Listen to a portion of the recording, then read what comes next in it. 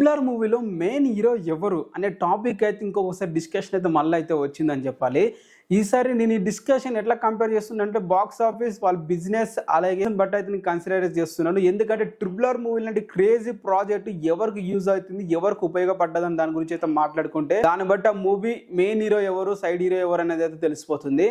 And ముఖ్యంగా దీంట్లో మాట్లాడుకుంటే ట్రిపుల్ ఆర్ మూవీకి main hero and main side hero అని చెప్పి చాలా ఫ్యాన్ వార్స్ అయితే జరుగుతూ ఉంటాయి. అండ్ ముఖ్యంగా మాట్లాడుకుంటే ఇప్పుడు బిజినెస్ మాట్లాడుకోవాలి. దేవరా మూవీ చూసుకుంటే ఓవర్సీస్ రైట్స్ వచ్చేసి 27 crores కి ఆమ్సినీ ఎంటర్టైన్మెంట్స్ వాళ్ళైతే కొనడమే జరిగింది. వీళ్ళు ప్రీవియస్ గా చూసుకుంటే లియో మూవీకి, ఖైదీ అండ్ అలాగే విక్రమ్ మూవీకి, రీసెంట్ గా ఏలియన్ మూవీకి అయితే కొనడమే జరిగింది. విఎఫ్ఎక్స్ హాలీవుడ్ లో రిలీజ్ అయితే చేయడమే జరిగింది ఓవర్సీస్ లా. ఇప్పుడు వాళ్ళు 27 crores ఇచ్చి దేవరా మూవీకి అయితే కొన్నారు. అఫీషియల్ గా కన్ఫర్మేషన్ కూడా అయ్యింది. విత్ జిఎస్టీ 29 crores కి అయితే అయ్యిందని చెప్పాలి. ఆ తర్వాత మాట్లాడుకుంటే రామ్ చరణ్ గారిది గేమ్ చేంజర్ మూవీ వచ్చేసి అయితే శంకర్ గారి డైరెక్షన్ లో అయితే వస్తుంది. అండ్ ఈ మూవీ అయితే మన రామ్ చరణ్ హీరోగా అయితే నటిస్తున్నారు. మరి ఈ మూవీ ఓవర్సీస్ రైట్స్ వచ్చేసి అయితే ప్యారిస్ వాళ్ళు అయితే కొన్నారు. వీళ్ళు కూడా చాలా మన తెలుగు మూవీస్ అయితే హాలీవుడ్ లో అయితే రిలీజ్ అయితే చేస్తారనమాట. వీళ్ళు వచ్చేసి దాదాపు 22 crores ఇచ్చి అయితే కొనడమే జరిగింది. అంటే ఇక్కడ ఓవర్సీస్ రైట్స్ లో జూనియర్ ఎన్టీఆర్ కి, రామ్ చరణ్ కి 5 crores డిఫరెన్స్ అయితే ఉందన్నమాట. ఇది అఫీషియల్ గా వచ్చిన ఇన్ఫర్మేషన్. 5 crores అయితే డిఫరెన్స్ అయితే ఉంది. అండ్ ఇప్పుడు ట్రిపుల్ ఆర్ మూవీ ఎవరి రేంజ్ అంటే ఎవరి క్రేజ్ ఎక్కువగా పెంచింది అనే దానికి ఇది ఒక నిదర్శనం అని చెప్పాలి. ఇంకో పాయింట్ కూడా యాడ్ చేస్తా. ఎట్లా అంటారా, ట్రిపుల్ ఆర్ మూవీ రిలీజ్ అయిన తర్వాత రామ్ చరణ్ గారి ఆచార్య మూవీ వచ్చింది. అది కేమో లాగా తీసేద్దాం, ఆ మూవీ రామ్ చరణ్ కాదు చిరంజీవి గారి అని చూసుకుందాం. అండ్ ఆచార్య మూవీ డైరెక్టర్ అయిన కొరటాల శివ గారితో మూవీ తీస్తున్నారు మన జూనియర్ ఎన్టీఆర్ గారు.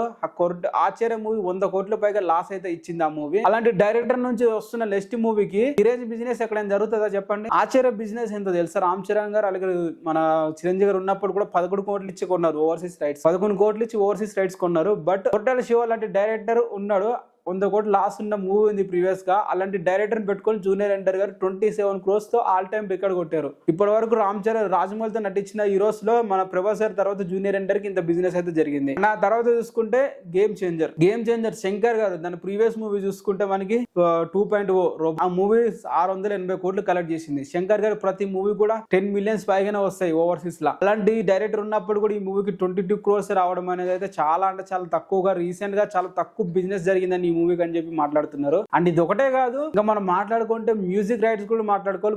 మ్యూజిక్ రైట్స్ టీ సిరీస్ వాళ్ళు దేవరా మూవీకి 33 కోట్లు ఇచ్చి కొనడం జరిగింది. ఇది అఫీషియలే. అండ్ మన సరిగమప మన గేమ్ చేంజర్ కి వచ్చేసి 28 కోట్లు ఇచ్చి కొనడం జరిగింది. మ్యూజిక్ రైట్స్ విషయంలో కూడా జూనియర్ ఎన్టీఆర్ గారి 6 కోట్లు 5 కోట్లు ఎక్కువగా అయితే ఉంది. ఈ విధంగా చూసుకున్న junior NTR triple R craze use అయ్యి తన మార్కెట్ డబుల్ అయిందని చెప్పాలి. వేరే రామ్ చరణ్ గారి మార్కెట్ అలానే ఉందని అయితే చెప్పాలి. కొంచెం కూడా చేంజ్ అయితే లేదు. మరి ట్రిపుల్ ఆర్ మూవీ ఎంతవరకు ఉపయోగపడింది అనేది దీన్ని బట్టి మనకు అర్థమైపోతుంది. మీరు మెయిన్ హీరో ఎవరు, ఇది హీరో ఎవరికి అని యూజ్ అయ్యేది మెయిన్ గా మనం మాట్లాడుకోవాల్సింది మూవీ వాళ్ళ నెక్స్ట్ మూవీ వచ్చే బిజినెస్ బట్టి మనం మాట్లాడుకుంటాం. కాబట్టి ఈ బిజినెస్ పరంగా జూనియర్ ఎన్టీఆర్ గారిది ఎక్కువగా ఉంది.